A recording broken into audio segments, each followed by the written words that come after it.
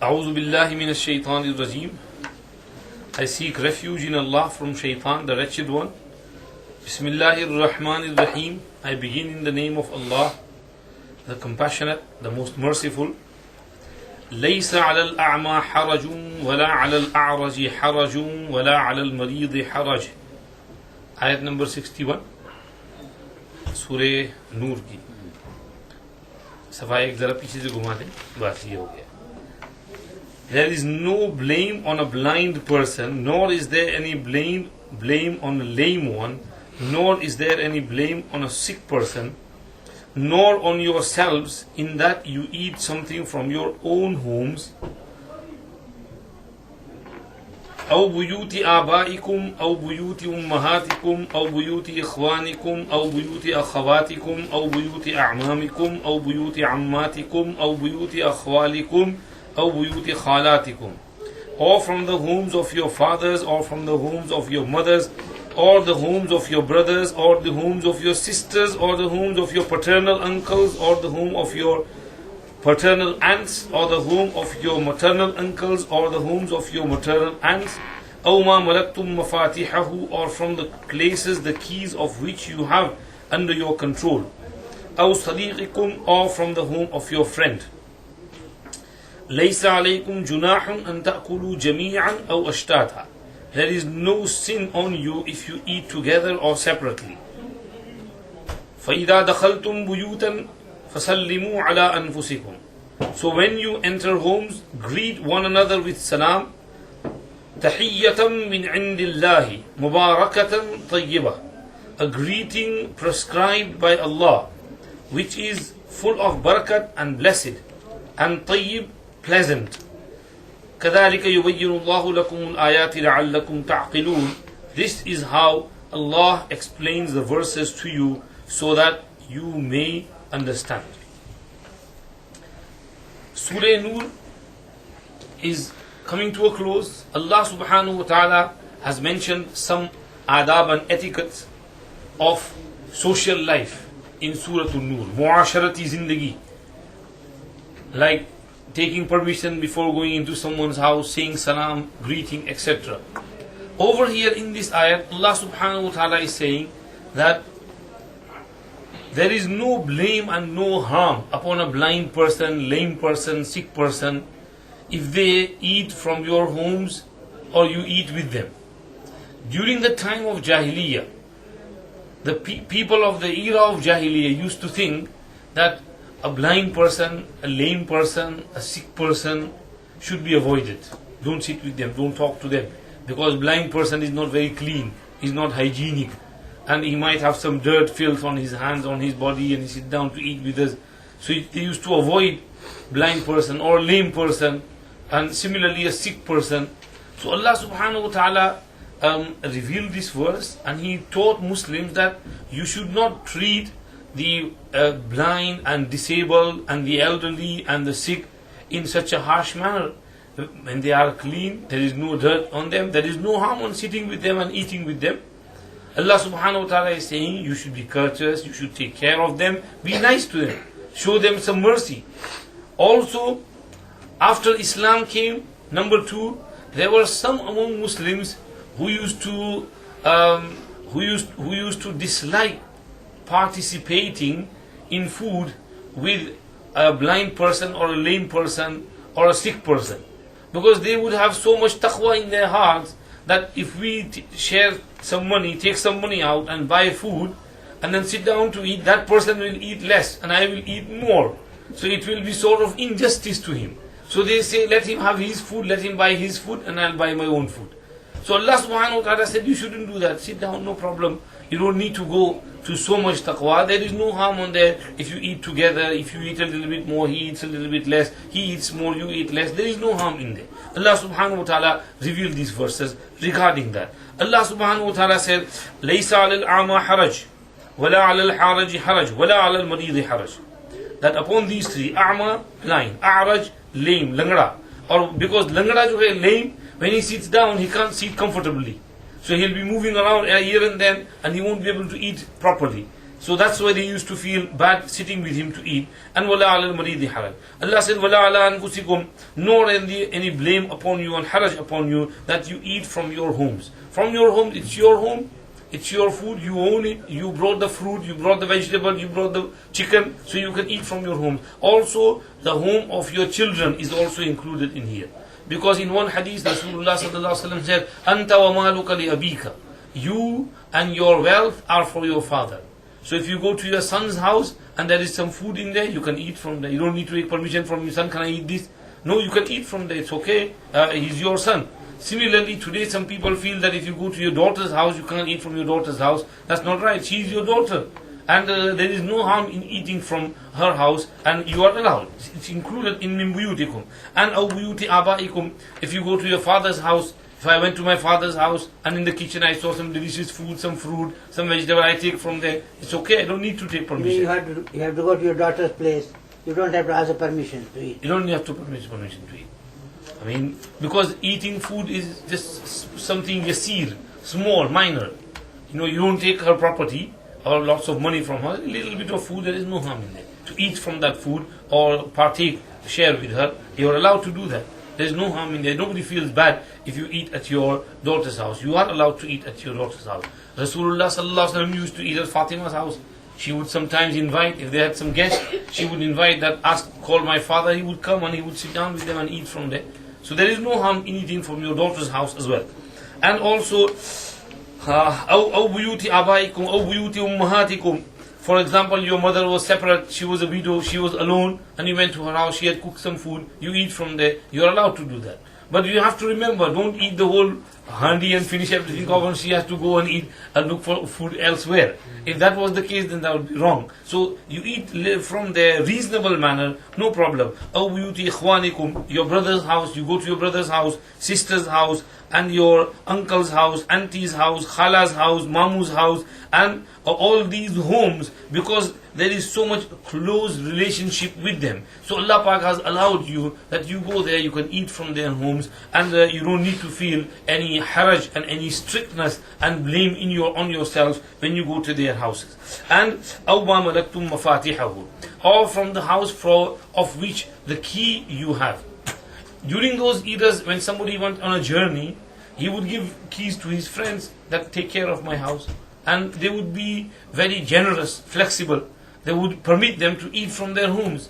But still, some Sahabas had so much taqwa in them that they wouldn't eat from the other person. They would say, it's an amanat.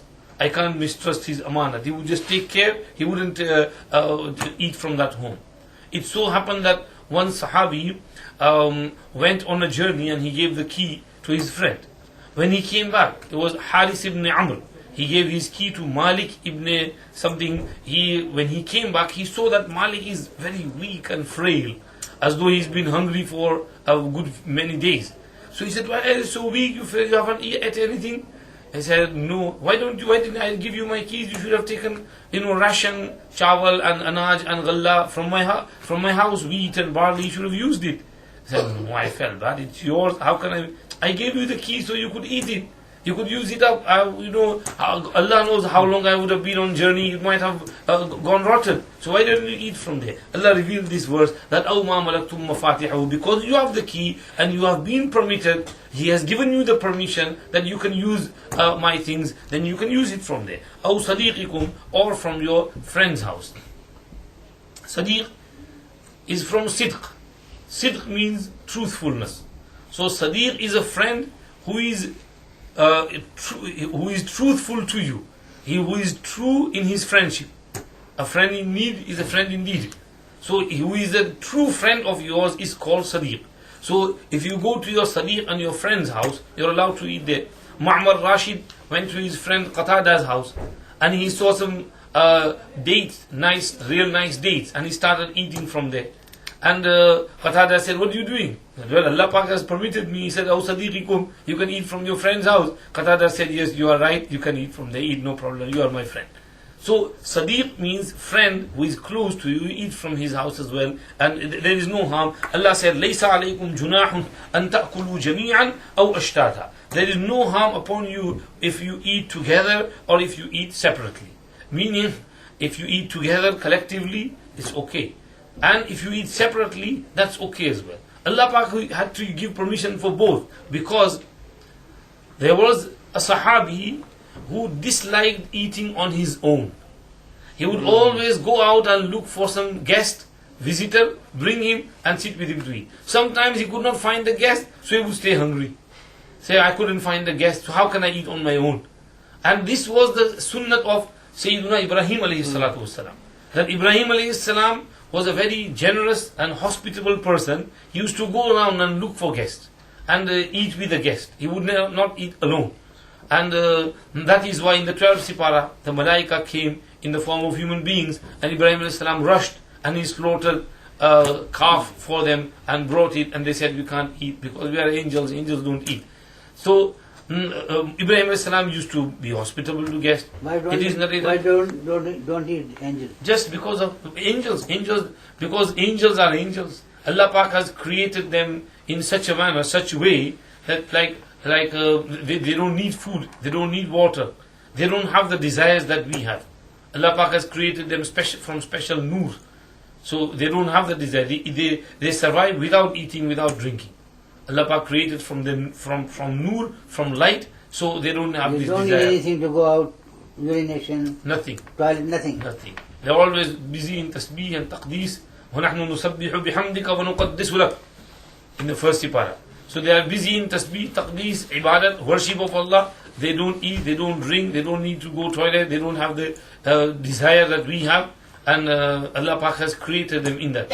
Allah Pak has created many other creations which are not in need of and food. They made of mitti or? No, from light, from nur.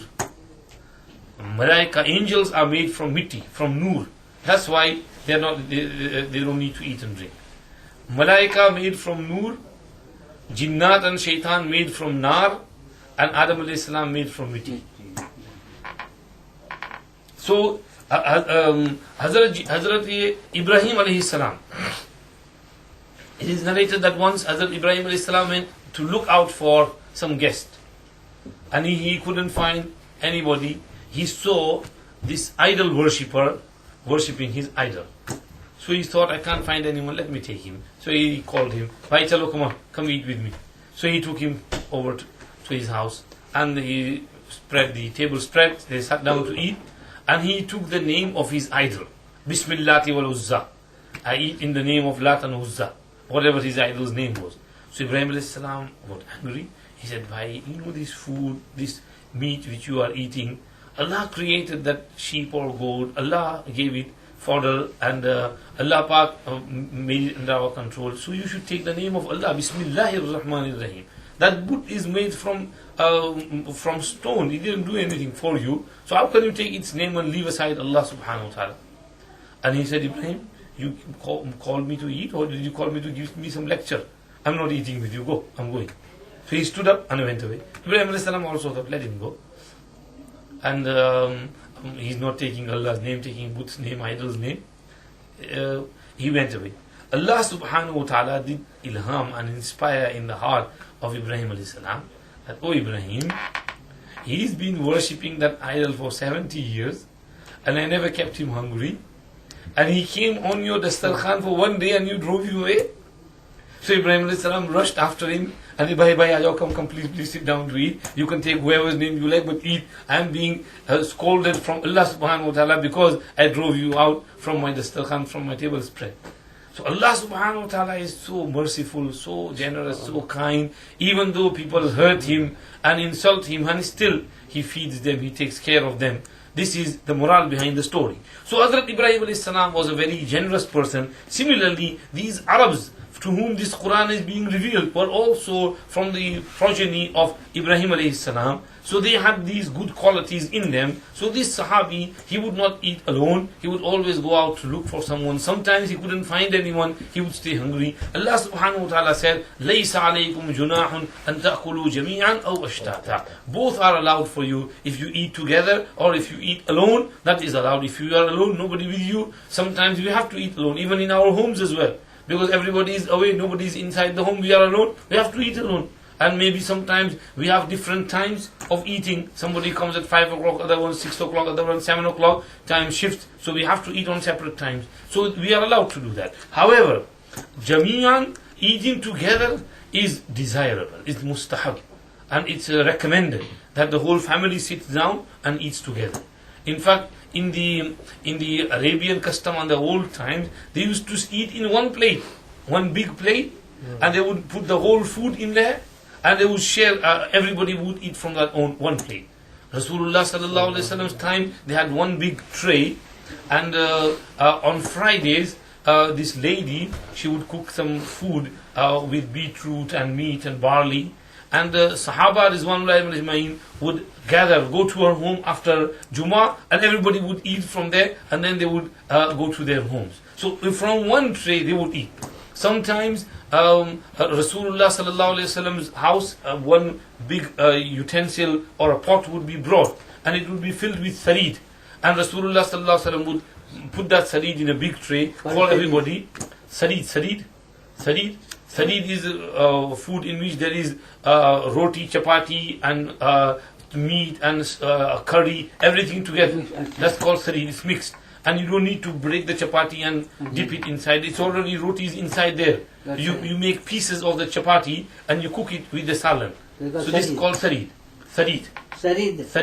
Se re ye da. Sarid. And it was very delicious. And Rasulullah sallallahu alaihi wasallam used to like sarid. So that sarid would be brought, some ghee would be spread over it, and Rasulullah sallallahu alaihi wasallam would eat with the Sahaba, and he would say, don't eat from the top, just eat from the sides, because the barakat descends from the top. So they would eat and eat to their fill, and it will still there would be food left in there. So eating together is full of blessing. Now this is something which has gone out of our homes. Everybody eats separately in his own plate. How nice it would be if we would eat together, 2-3 persons in one plate. Then there would be more barakat and blessing in that food. Rasulullah sallallahu alaihi wasallam, once he was a Sahabi came and he said, Ya Rasulullah, we are a big family, we sit, we eat, but we never get filled. We are always hungry. So Rasulullah sallallahu alaihi wasallam said, maybe you eat separately and on your own. And they said, yes, we eat separately. Well, he said, well, eat together. And inshallah there will be barakat and blessing in your food. So they started eating together, and there was barakat in their food, and they would get filled with that food, amount of food, with jihad. So Allah Pak is saying that there is no harm if you eat together, and it is better and it is more virtuous to eat collectively and together. And like one Maulana Sahib, he said that these days our homes, if we look at it carefully, they are not homes, they are like hotels. If you go out generally, you will see that a big house, big family, 5-6 young boy, university, college, and the mother cooks the food. Now everybody comes, everybody's in his bedroom. Whenever they want to come down, take from the pot, eat, and go back to their bedroom. So this is like a hotel. In a hotel, one person in one room, another person in another room, they don't know each other. Like they're alien strangers. So even in our homes, people are like strangers. They go to the canteen to eat in the hotel. Over here, we treat our kitchen like a canteen. When we want to eat, and then we go. And we don't have that bond and family connection with one another, which we should have, and which our Aslaf used to have. And even few years back in our Indian subcontinent, they used to get together and eat together from one tray and one plate. So this is what Allah is mentioning, أَن تَأْكُلُوا جَمِيعًا, that try and eat together is better. And overshtata, if sometimes you have to eat alone, then you are allowed to do so, and if there is a reason behind it. If there is no reason, then you shouldn't. Rasulullah sallallahu alaihi wasallam said, أَلَا أُخْبِرُكُمْ بِشِرَارِكُمْ, shall I tell you the evils among you, evil people among you? Sahaba said, yes, Ya Rasulullah. And he said, الَّذِي يَأْكُلُ وَحْدَهُ وَيَجْلِدُ عَبْدَهُ وَيَمْنَعُ رِفْدَهُ. A sharir person is he who eats on his own, and who whips his slave, and who stops and prevents his ihsan and his generosity from reaching others, meaning who's stingy.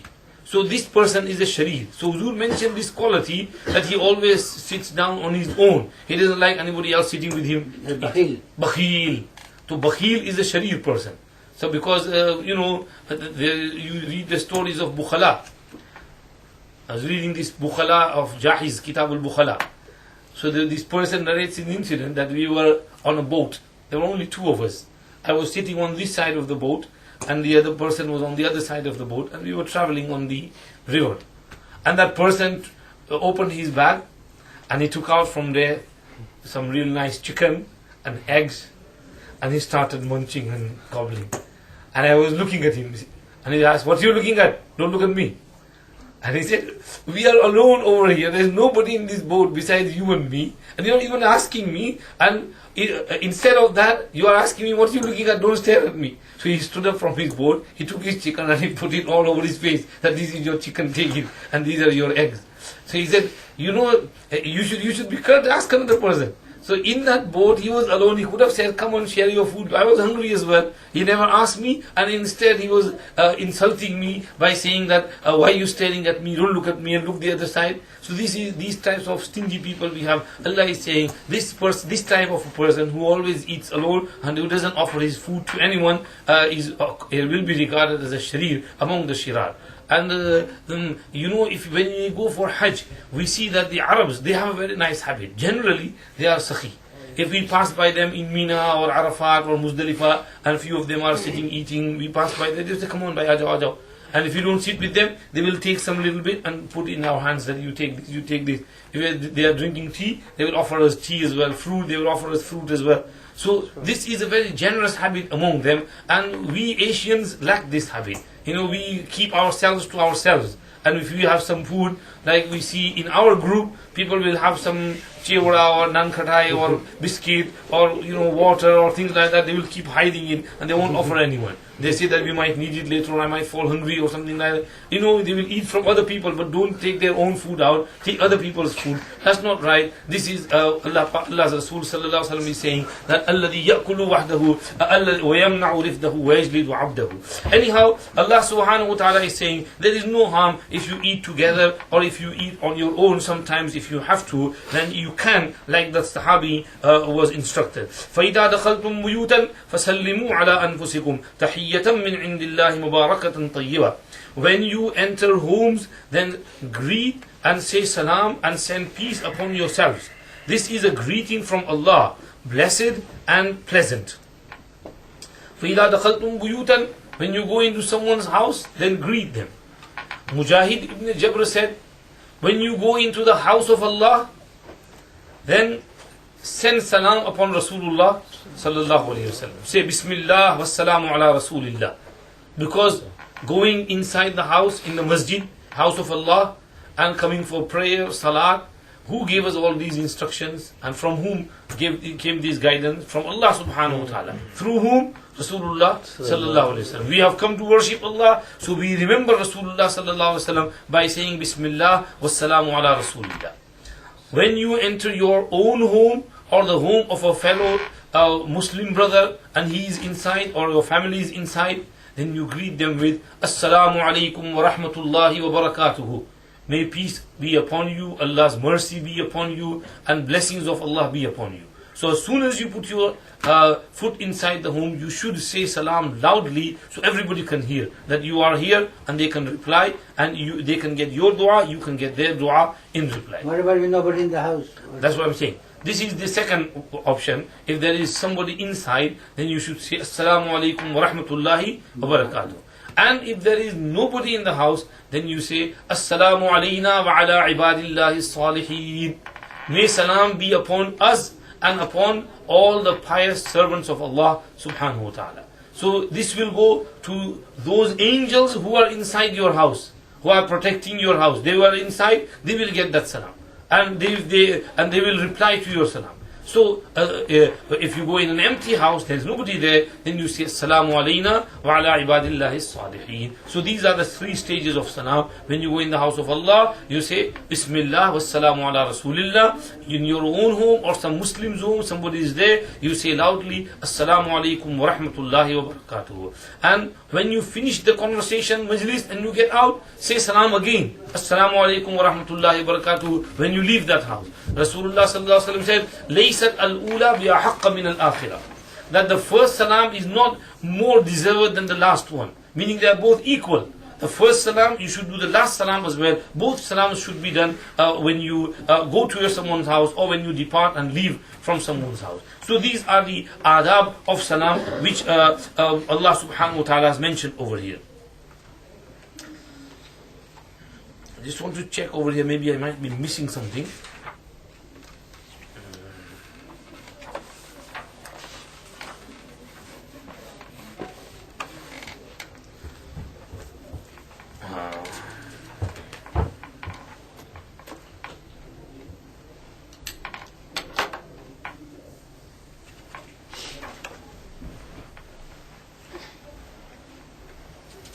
Mujahid ibn Jabr said, Sakin Muslim, Assalamu alaikum wa rahmatullah. No Sakin, Assalamu alayna wa ala ibadillahi salihin.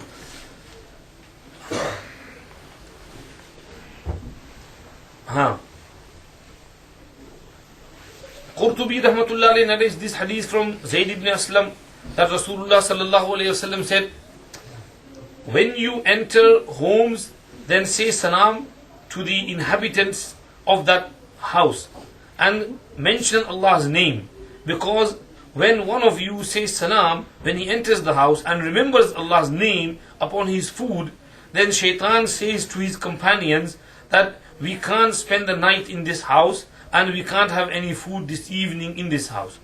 And when you don't do salam when you go inside and you don't mention Allah's name on the food, then shaitan says to the companions that we have received the night stay and the evening supper as well.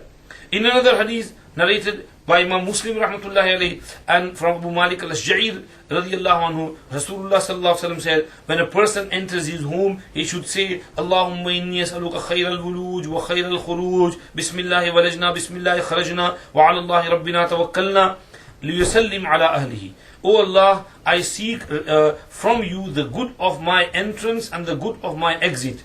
With Allah's name do I enter, with Allah's name do I exit. And upon Allah, our Lord, do we rely. And then he should say salam to the inhabitants and to his family. This is the adab of with regards to saying salam when you go inside the home. Allah subhanahu wa ta'ala said, فَسَلِّمُوا عَلَىٰ أَنفُسِكُمْ تَحِيَّةً مِّنْ عِنْدِ اللَّهِ مُبَارَكَةً طَيِّبًا. This is a greeting from Allah which is full of barakat and which is pleasant. Abdullah ibn Abbas radiyallahu anhu said that I took from this hadith the tashahhud and at-tahiyyat, because Allah Pak said tahiyyatan min indillah mubarakatan tayyiba. That is why in tashahhud we say at-tahiyyatul mubarakatus salawatu tayyibatu lillah. This is the tashahhud of Ibn Abbas radiyallahu anhu. Imam Ibn Kasir rahmatullah alayhi narrates from Mujahid that Anas radiyallahu anhu says that Rasulullah sallallahu alayhi wasallam instructed me with 5 characteristics, 5 habits. He said, do these 5 things, O Anas. Number 1, Ya Anas, asbighil wudu yazid fi umri. O Anas, do your wudu completely, as you should do. It will increase your life. So doing wudu completely, isbaghul wudu, increases life. وَسَلِّمْ عَلَى مَنْ لَقِيَكَ مِنْ أُمَّتِي تَكْثُرُ حَسَنَاتُ. And say salam to whoever you meet from my ummah. Your hasanat and good deeds will increase. And وَإِذَا دَخَلْتَ يعني بيتك فسلم على أهلك يكثر خير بيتي. When you enter your home, say salam to your family. The good of your family will increase. Your family's goodness and khair will increase by you doing salam upon them. And وَصَلِّ صَلَاةَ الضُّحَى فَإِنَّهَا صَلَاةُ الْأَوَّابِينَ قَبْلَكَ. And pray chash namaz, salat of the forenoon, because it was the salat of those who turned to Allah from the previous generations from before you. And then he said, Ya Anas, irham as-saghir wa waqqid al-kabir takun min rufaqa'i yawm al-qiyamah. O Anas, have mercy upon the young and have respect for the old. You will be from among my rafiq and companions on the day of Qiyamah. So these are 5 very good instructions. 1 is isbaghul wudu, 2 is saying salam to whomsoever you meet, and 3 is saying salam when you enter your own home, and 4 is reciting salatul duha, the forenoon salat, about 11 o'clock, half 11, 4 rakats, 8 rakats is called chash namaz. If you pray that chash namaz, is very good. It is a cause of barakat in rizq. and sustenance. So if you pray chash namaz, Allah will give you barakat in your rizq, and it is the time of attracting the rahmah and mercy of Allah subhanahu wa ta'ala. We can all pray chash namaz. We should make a habit of 8 rakats, if not 8, 4 rakats, 11 and a half, 11, 12 o'clock before zawal. Then this is a very good salat instructed over here. And finally Rasulullah sallallahu alaihi wasallam said, irham as-saghir or wawaqqir al-kabir. So these are few instructions. Allah Pak said, when you enter your home, say salam upon yourselves, and this is a tahiyyah and greeting from Allah, which is blessed and pleasant. And in this way, Allah subhanahu wa ta'ala explains to you His ahkam and verses, His signs, so that you may understand. Moving on to the next ruku, Allah subhanahu wa ta'ala is saying, إِنَّمَا الْمُؤْمِنُونَ الَّذِينَ آمَنُوا بِاللَّهِ وَرَسُولِهِ وَإِذَا كَانُوا مَعَهُ عَلَىٰ أَمْرٍ جَامِعٍ لَمْ يَذْهَبُوا حَتَّى يَسْتَأْذِنُوا.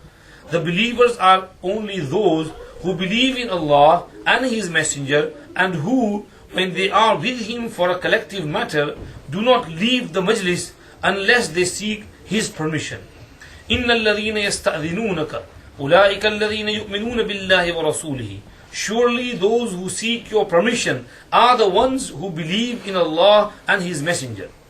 فَإِذَا اسْتَأْذَنُوكَ لِبَعْضِ شَأْنِهِمْ فَأْذَنْ لِمَنْ شِئْتَ مِنْهُمْ وَاسْتَغْفِرْ لَهُمُ اللَّهُ إِنَّ اللَّهَ غَفُورٌ رَحِيمٌ. So, if they seek permission from you for some business of theirs, give permission to whom you wish from among them, and pray to Allah for their forgiveness. Surely Allah is most forgiving, very merciful. Ibn Kathir rahmatullah alayhi says, in the previous verses, Allah subhanahu wa ta'ala mentioned seeking permission upon entry. And now Allah is mentioning seeking permission upon exit. So Allah Pak is saying, when you enter someone's home, you must take permission. And when you leave that, especially when it's a collective gathering, then you should take permission before you leave that majlis. Allah subhanahu wa ta'ala is mentioning over here that just as when you enter a house, you have to seek permission. Similarly, when you are in a gathering and you want to leave that gathering, especially the gathering of Rasulullah sallallahu alayhi wasallam, then it is disrespectful to sneak out of the majlis of Rasulullah sallallahu alayhi wasallam without permission. Qurtubi and Mazhari narrate that this verse was revealed at the time of Ghazwa Khandaq or Ghazwa Ahzab, when Rasulullah sallallahu alayhi wasallam and Sahabai Kiram Rizwanullahi alayhim ajma'een were surrounded, and they were about to be attacked by the mushrikeen. 10,000 mushrikeen had come to crush Medina Munawwara, and Rasulullah sallallahu alayhi wasallam made mashwara with the Sahaba. Salman Farsi gave the mashwara that we must dig a trench from that mountain to this mountain, so they can't make an all outright attack. They will have to climb the mountains and come down, which would be impossible, and they can't attack altogether. So when and it was winter time, cold, and the cold of Medina Munawwara, winter of Medina Munawwara is quite famous. So they had to work in that severe cold climate and in hard times. Munafiqeen, hypocrites, just in order to show their faces, they would come and they would do a little bit of work and slowly sneak out. And similarly, when Rasulullah sallallahu alaihi wasallam is in a gathering and he would be distributing some work, they would lower their heads so they would not be seen. And then they would run away. Allah Pak mentioned this in another place as well. وَإِذَا مَا أُنزِلَتْ سُورَةٌ نَظَرَ بَعْضُهُمْ إِلَى بَعْضٍ هل يراكم من أحد ثم انصرفوا صرف الله قلوبهم بأنهم قوم لا يفقهون. When a surah is being revealed, then some of the munafiqeen look at others and they say that, is anybody looking at us? And when they feel that nobody is looking, they slowly quietly run away from there. Allah Pak, they turn away. Allah is saying صرف الله قلوبهم. Allah has turned their hearts. بأنهم قوم لا يفقهون, because they are people who don't understand. If they had some understanding and wisdom, they would not do that. Anyhow, Allah subhanahu wa ta'ala is mentioning over here that إِنَّمَا الْمُؤْمِنُونَ الَّذِينَ آمَنُوا بِاللَّهِ وَرَسُولِهِ. Surely the believers are those who believe in Allah and His Messenger. And وَإِذَا كَانُوا مَعَهُ عَلَىٰ أَمْرٍ جَامِعٍ لَمْ يَذْهَبُوا حَتَّى يَسْتَأْذِنُوهُ. And when they are with Muhammad sallallahu alayhi wasallam on a collective matter, on an ijtima'i majlis, a gathering, they would not go until they seek his permission. Allah subhanahu wa ta'ala is saying, إِنَّ الَّذِينَ يَسْتَأْذِنُونَكَ أُولَٰئِكَ الَّذِينَ يُؤْمِنُونَ بِاللَّهِ وَرَسُولِهِ. Surely those who consult you and seek your permission before leaving that gathering, they are the ones who believe in Allah and His Messenger. Never mind just going from the majlis. Rasulullah sallallahu alayhi wasallam has said among the adab of eating, that if you are eating with someone else together, then don't lift your hand before his, because he might feel shy. He might want to eat, but because he sees that you have stopped, he would stop as well. And then he said, if you want to leave from that food and from that eating the dastarkhan, then take permission and give a reason that I am in a rush, I have to get home, I have to get to an appointment, or I have this problem, or I need to go to the toilet, and then you must stand up. Otherwise, if you just quickly stand up and go away, that other person will feel bad, that people are thinking I'm eating too much, even though he has not filled yet and he is still in need of food. So, never mind the collective majlis. Rasulullah sallallahu alaihi wasallam has mentioned this adab and etiquette of a majlis of eating and food as well, that you should not disturb the other person. So, the majlis of Rasulullah sallallahu alaihi wasallam is of a very high position. So, mu'mineen are being taught this etiquette of the majlis of Rasulullah sallallahu alaihi wasallam, that when you are in the gathering, you may want to leave for some reason, then take permission from Rasulullah sallallahu alaihi wasallam before you leave that majlis. Allah Pak is saying, if they seek some permission for you for some business of theirs, then give permission to whom you wish from among them. Allah Pak has given the ikhtiyar to Rasulullah sallallahu alaihi wasallam, the choice that you can give permission if you wish to. If you wish to say no, then say no, you can't go, sit down and stay until we finish the majlis. You have the option, Rasulullah sallallahu alaihi wasallam is being told. And he said, and pray Allah for their forgiveness. Whosoever seeks permission and goes, then pray Allah for his forgiveness. Oh Allah, forgive him. Maybe he's gone for some reason, he needed something, that's why he left the gathering. Forgive him. So Allah Pak is instructing Rasulullah sallallahu alaihi wasallam to seek forgiveness for that person who sought permission and left the majlis. And this sometimes used to happen. They had to use, like similarly, for that same during the time of Ghazwa Khandaq, when people used to seek permission and go. The hadith in Mishkat says that there was a young man, young Sahabi, who had just got married a few days or weeks before Ghazwa Khandaq. And what would happen was he was busy with the Sahaba on the front line, but at times, when everything is calm and it's the afternoon nap time, qaylula, the mushrikeen are also in their qaylula, and things are calm, he would take permission from Rasulullah sallallahu alaihi wasallam and say, Ya Rasulullah, can I go home? My wife is missing me, I am missing her, newlyweds. Rasulullah sallallahu alaihi wasallam would give him permission. He would go home, and in the evening after Asr time, Maghrib time, he would come back. So one day he took permission from Rasulullah sallallahu alaihi wasallam, and Rasulullah sallallahu alaihi wasallam said, okay, gave him permission, and he instructed him that take your armor and your spear with you, because Banu Qurayza have committed treachery. They have broken their treaty and they have turned against us. So you might find some Yahudi Jews roaming around the city of Medina, and they might attack you, so you need something to defend yourself. So he took that spear with him, and he rushed back from Khandaq, from the trenches to the city of Medina Munawwara.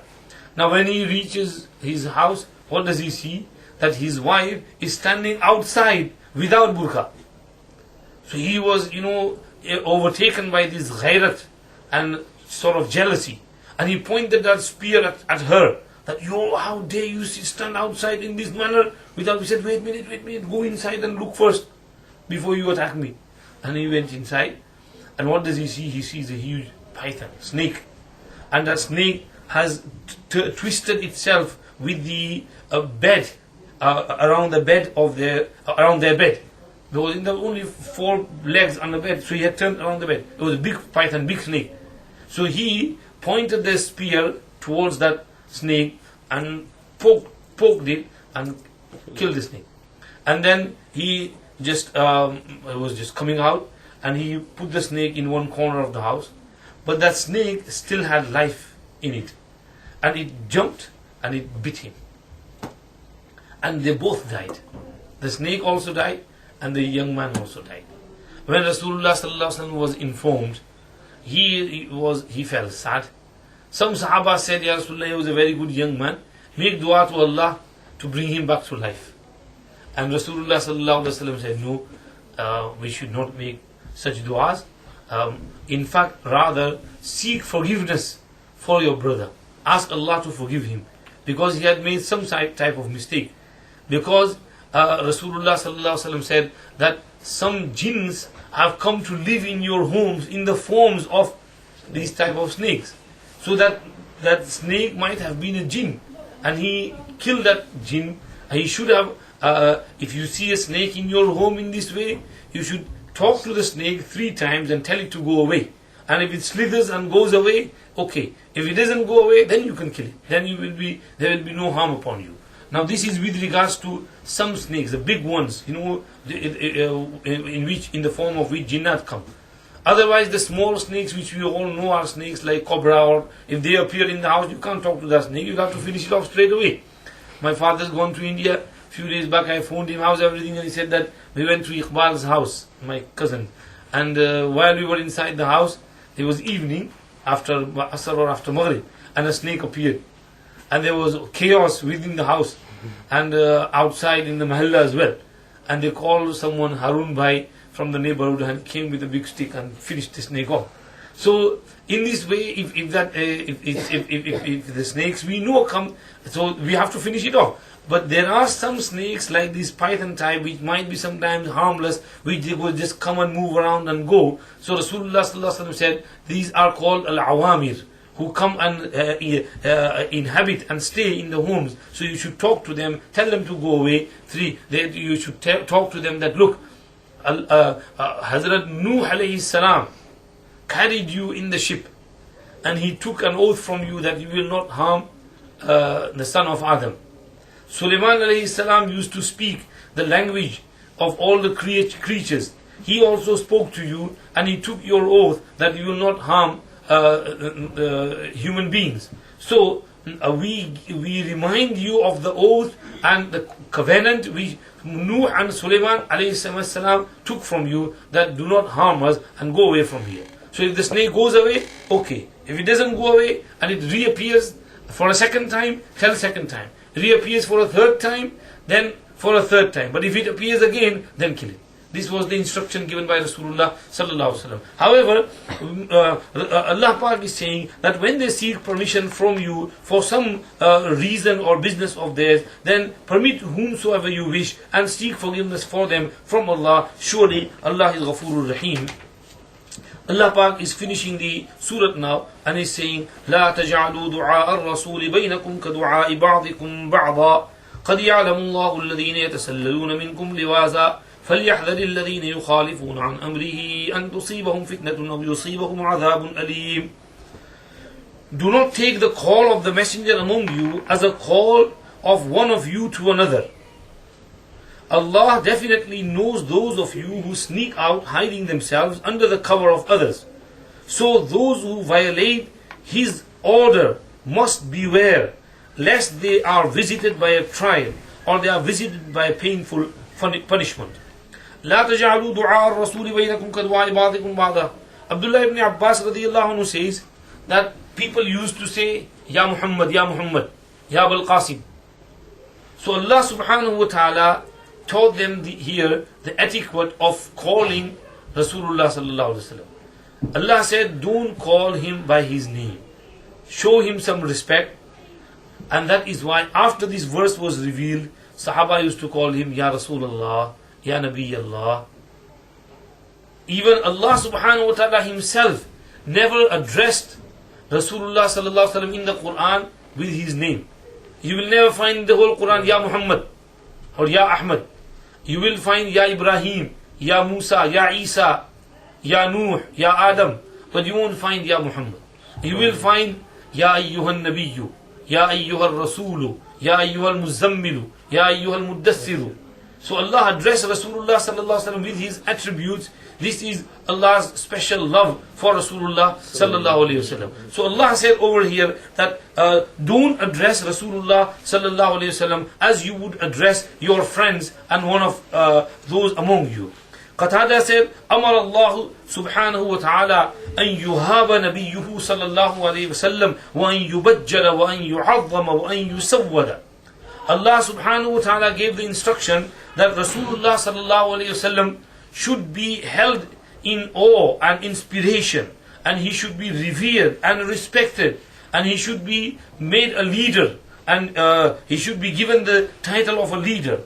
Abdullah ibn Abbas, Muqatil used to say that this ayat means that when you call him, don't take his name, and however, honor him by saying Ya Rasulullah. This is why Sahaba used to call him Ya Rasulullah after this. And Allah subhanahu wa ta'ala revealed this ayat because there were some among the Jews of that time who also used to abuse Rasulullah sallallahu alaihi wasallam. Like, for example, Allah subhanahu wa ta'ala said, Ya ayyuhalladhina amanu la taqulu ra'ina wa qulu unzurna wasma'u walil kafirina adhabun alim. That the Jews used to come to Rasulullah sallallahu alaihi wasallam's majlis, listen to him. Sometimes they would say ra'ina, and they would press the word ayn and the zair beneath ayn, kasra, and they would say ra'ina. And ra'ina means I'm sorry, I didn't understand what you said. This is ra'ina. And ra'ina means you are our shepherd. You are our ghulam, our nokar. You work for us. So this is a sort of abuse and swear. So some innocent Muslims, they didn't know the trick of the Jews. And they would also, if they don't understand anything, they would say, Ra'ina ya Rasulullah. You know, Rasulullah, please, can you repeat what you said? So Allah subhanahu wa ta'ala said, don't copy that word which they say. If you need to ask something, then you should say, unzurna. Ya Rasulullah, please address us, take care of us. We didn't grasp what you said. And Allah said, wasma'u. In future, listen attentively, so that you don't have to ask again. So some Jews, they used to abuse Rasulullah sallallahu alaihi wasallam. Mushrikeen, they used to abuse Rasulullah sallallahu alaihi wasallam. They wouldn't say Muhammad. Na'uzubillah, they would say Muzammam. Muhammad means the praised one, and Muzammam means the one whose mazammat has been done and who has been blamed and in a bad way. So who has been insulted. So Rasulullah sallallahu alaihi wasallam once said this. Do you not see how Allah subhanahu wa ta'ala diverts the swearing of Quraysh away from me? They curse and they swear at Muzammam. I am not Muzammam, I am Muhammad. So they say, may curse of Allah be on Muzammam. There will be someone in dunya who is Muzammam, and the curse will go on that person, but not me. So Allah subhanahu wa ta'ala is turning away their swearing and their curse from me in this way. So the mushrikeen, the Jews, they used to abuse Rasulullah sallallahu alaihi wasallam. Allah subhanahu wa ta'ala is saying to the Muslims that, O Muslims, be careful and honor my messenger, and don't address him even by his name. Address him by Ya Rasulullah, Ya Nabi Allah. In another place, Allah subhanahu wa ta'ala said, Ya ayyuhalladhina amanu la tarfa'u aswatakum fawqa sawti nabi. Do not raise your voice over the voice of the Prophet. وَلَا تَجْهَرُوا لَهُ بِالْقَوْلِ. And do not speak to him loudly. كَجَهْرِ بَعْضِكُمْ لِبَعْضٍ. Just as you would scream and talk loudly with one another. أَن تَحْبَطَ أَعْمَالُكُمْ وَأَنْتُمْ لَا تَشْعُرُونَ. Maybe your good deeds would be wiped out and you would not realize that they have been wiped out because of the insult of Rasulullah sallallahu alaihi wasallam. So these are some adab and etiquettes regarding Rasulullah sallallahu alaihi wasallam. Allah said, قَدْ يَعْلَمُ اللَّهُ الَّذِينَ يَتَسَلَّلُونَ مِنْكُمْ لِوَازًا. And Allah subhanahu wa ta'ala definitely knows those who sneak out under the cover of others. This is indication towards the munafiqeen, the hypocrites. One of them, when they want to go out, they would point with their finger to Rasulullah sallallahu alaihi wasallam, and Rasulullah sallallahu alaihi wasallam would permit him, and they would just sneak out quickly from the majlis of Rasulullah sallallahu alaihi wasallam. Also, they would do this on Friday, on Eid, during khutbah, during the speeches of Rasulullah sallallahu alaihi wasallam. So Allah Pak is saying that I know those munafiqeen and hypocrites who sneak out in this manner. Allah is giving him a warning. فَلْيَحْذَرِ الَّذِينَ يُخَالِفُونَ عَنْ أَمْرِهِ. So those who violate his orders must beware. Rasulullah's orders, they must be aware that they could be afflicted by a fitna, or azabun alim would afflict them, and painful punishment would come upon them. Allah subhanahu wa ta'ala is giving them this warning over here, that you can't go against the command of Rasulullah sallallahu alayhi wasallam. Don't do his mukhalafat, don't go against his instruction and his orders. Whosoever goes against the instruction of Rasulullah sallallahu alaihi wasallam, then he is doomed. Some fitna will come upon him, or azabi alim will come upon him. Nobody, a Muslim would never go against the instruction of Rasulullah sallallahu alaihi wasallam. Only a hypocrite will do so. Now, this ayat is misinterpreted and misused by some who call themselves Salafis. They use this ayat to criticize the muqallideen, the Ahnaf, the Shawafi', the Malikiyah, the Hanabila. And they say that these people are going against the command of Rasulullah sallallahu alaihi wasallam. Tawbah, tawbah, astaghfirullah. Who can go? A person who goes against the command of Rasulullah sallallahu alaihi wasallam, he can't be a Muslim. Never mind a big alim or a scholar or a faqih. So these ulama, fuqaha, who follow a particular imam, they are not going against the command of Rasulullah sallallahu alaihi wasallam. They are following the command of Rasulullah sallallahu alaihi wasallam. They are searching for and looking for the order and instruction of Rasulullah sallallahu alaihi wasallam. It is just that you don't understand the manner in which they are striving and working hard to find the order of Rasulullah sallallahu alaihi wasallam. Imam Abu Hanifa rahmatullahi alayhi, he says, one said that people say ke ufti bil rai, I give fatwa with my own opinion. How can that be possible? Ma ufti illa bil athar. I don't give fatwa except with what is narrated from Rasulullah sallallahu alaihi wasallam. And he said, in one place he was giving his lessons, and during the lecture someone from the back stood up and he said, Ya Abu Hanifa, da'u hadhihi al-muqayasa. O Abu Hanifa, this qiyas and this analogy which you do, give it up. Don't use your logic. Do what Allah and His Rasul say. And don't use your logic and don't analyze. Because فَإِنَّ أَوَّلَ مَنْ قَاسَ Iblis. The first person to do qiyas and analyze was Iblis. He said, خَلَقْتَنِي مِن نَارٍ وَخَلَقْتَهُ مِن تِينٍ.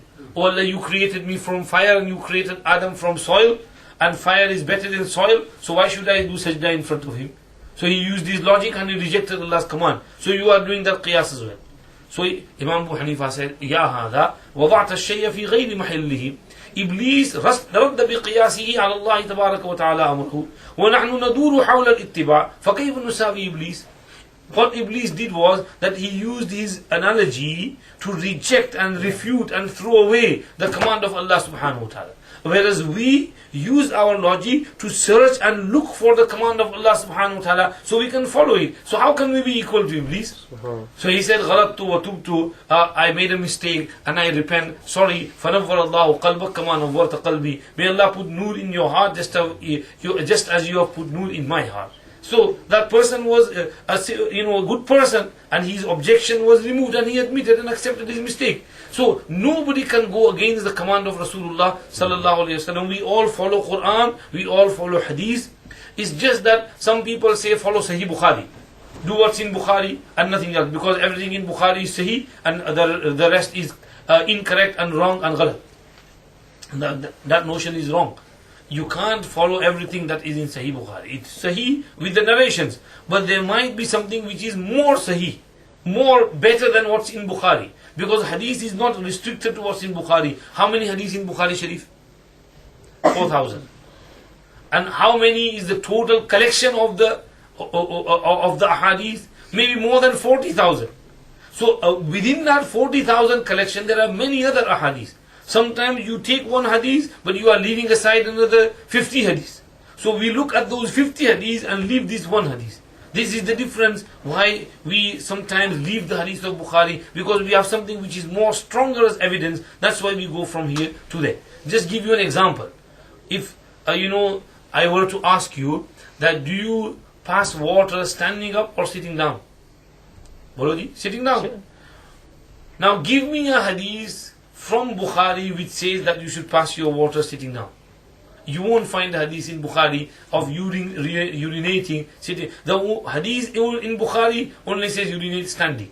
Rasulullah sallallahu alaihi wasallam went to Subatat al-Qawm, the tip of a people, and he urinated there while standing. This is the only hadith of Huzaifa ibn al-Yaman radiyallahu anhu in Sahih Bukhari. There is no hadith in Sahih Bukhari of sitting down while urinating. Now what are you going to do over here? You said you're only going to follow Bukhari. So you'll have to urinate all the time standing up, because the Bukhari hadith says you'll have to urinate standing up. You can't do that. So you have to look at other hadith of Abu Dawud, Tirmidhi, Nasai. Then you understand the meaning of this hadith of Bukhari. That it was only once in a while, that because of some genuine reason Rasulullah sallallahu alaihi wasallam urinated standing up. Otherwise his normal habit was sitting down, which is mentioned in other hadith. What was the reason? The reason was, number one, he had some pain in the back. Number two, pain in the knees, because he had been sitting in a majlis for a long time, and he had the real urge of passing water, and he couldn't. His normal practice would be to go far away, and he couldn't go far away. So he went out of that majlis and he went to the closest place where there was a tip and people used to throw their rubbish. So he stood, because there was, and another reason was there was no place to sit down. Because to sit down you need some good place. There was no clean place to sit down. If he would have sat down, his clothes would have got dirty on that tip and the rubbish that was there. So he had to stand up and urinate. So, and another reason is, sometimes Rasulullah sallallahu alaihi wasallam does something to explain its permissibility. That it is permissible, it is not haram. Sometimes he does something in order to teach us that it is permissible. So let's say if you were stuck in a situation on an airport or on services or somewhere in India, Pakistan, where the place is really dirty and you can't sit in that toilet, it's so dirty itself, there is urine on the toilet seat and there is no tissue to clean it with. So in that case you can stand and urinate, it's allowed. So in extreme circumstances you can stand and urinate. So he only did it once in a while to explain to us its permissibility. So in Bukhari you will only find that hadith, but you won't find the hadith in Bukhari which says sitting down while urinating. So that's why we say that don't just hold on to what's in Bukhari. You have to move from Bukhari to other books, to Muslim, to Abu Dawud, to Tirmizi, to Nasai, to Ibn Majah, to Bayhaqi, to Tabarani, to Muntaqal ibn Jarud, to Musnad Bazzar, to Sahih ibn Hibban, to Sahih ibn Khuzaymah, to Sunan al-Darimi, Musannaf Abdul Razzaq. These are Musnad Imam Ahmad ibn Hanbal, and all these books of ahadith. And our Aimma, Aslaf, they had everything in front of them. And from there, from the collection of that ahadith, they derived the masail and they made work easy for us. That's why we say for a layman it's easier to follow a particular mazhab, and when he follows a particular mazhab he is not going against the command of Rasulullah sallallahu alaihi wasallam. He is following the command of Rasulullah sallallahu alaihi wasallam through the research of this particular imam, which is Imam Abu Hanifa or Imam Shafi'i or Imam Ahmad or Imam Malik rahmatullah alayhi. What I normally say over here is, there is, Abu Hanifa or Malik is not what you call contradicting any command of Rasulullah sallallahu alaihi wasallam. He is following the command. What is contradiction over here is between you and Imam Abu Hanifa. You are telling us to do something, Imam Abu Hanifa is telling us to do something. Should we follow Abu Hanifa or should we follow you? Why should we listen to you? We will listen to Abu Hanifa rahmatullah alayhi. He says that this is the correct way in light of the Quran and Sunnah and the guidance of Rasulullah sallallahu alaihi wasallam. So we will follow the theory and the study and the research of Imam Abu Hanifa rahmatullah alayhi. We will not follow your theory and your study, even if you are supported by the hadith of Bukhari, because Abu Hanifa is supported by other ahadith from other books where he takes the masla from. That is why we follow the research of Imam Abu Hanifa. This is taqleed, and we don't take Abu Hanifa as Allah or Allah's messenger or Allah's Rasul, or we don't give him the rank of Rasulullah or Nabiullah. We are only following his, and you have to follow the theory of someone. Now, if somebody is incontinent, what about passing urine in the bottle? Yeah, it's okay, it's alright. Rasulullah sallallahu alaihi wasallam used to pass urine in the bottle at night. At night, he used to have a utensil, and because he couldn't get up to go far in the darkness, there were no lights. So he had one bowl and he used to urinate in that bowl at night. So it's allowed. If you urinate in the bottle, no problem. It's alright. In hospital, sometimes a person is ill, that catheter pipe is inside and the urine goes in the bottle. It's alright, no problem.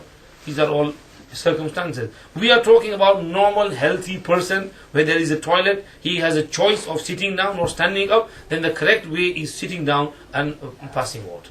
So anyhow, Allah Pak is saying, فَلْيَحْذَرِ الَّذِينَ يُخَالِفُونَ عَنْ أَمْرِهِ. Those who go against the command of Muhammad sallallahu alayhi wasallam, they should beware that some fitna will afflict them or painful punishment will afflict them. أَلَا إِنَّ لِلَّهِ مَا فِي السَّمَاوَاتِ وَالْأَرْضِ. Lo, to Allah belongs whatsoever is in the heavens and whatsoever is in the earth. قَدْ يَعْلَمُ مَا أَنْتُمْ عَلَيْهِ. He definitely knows the condition which you are in at present and at the moment. And وَيَوْمَ يُرْجَعُونَ إِلَيْهِ فَيُنَبِّئُهُم بِمَا عَمِلُوا. And the day when they will return to Him, He will inform them of what they had done. وَاللَّهُ بِكُلِّ شَيْءٍ عَلِيمٌ. And Allah is fully aware of everything.